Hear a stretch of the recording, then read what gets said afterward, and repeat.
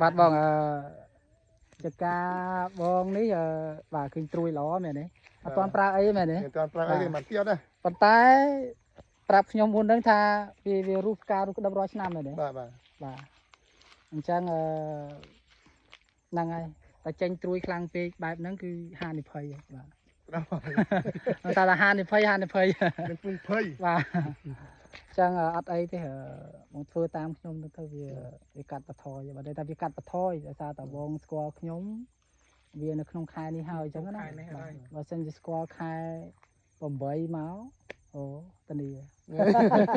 ខែ8មកតានីតែខែនេះហើយវាបានន័យថាយើងជួយបាន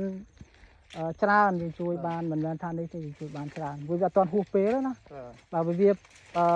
រុះក្តាប់ហ្នឹងយើងធ្វើឲ្យអស់លទ្ធភាពហើយតែបាទព្រោះខ្ទេចហើយអញ្ចឹងណាបាទហើយមើលចេញត្រួយមក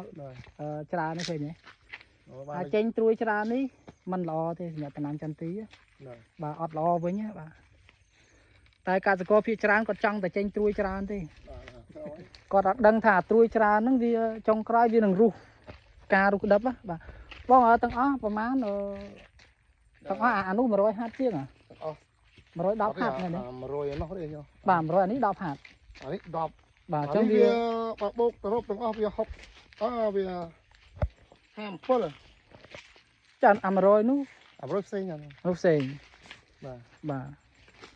អាហ្នឹង57ទាំងអស់គ្នារົບទាំងអស់គ្នាណាបាទ57ហាត់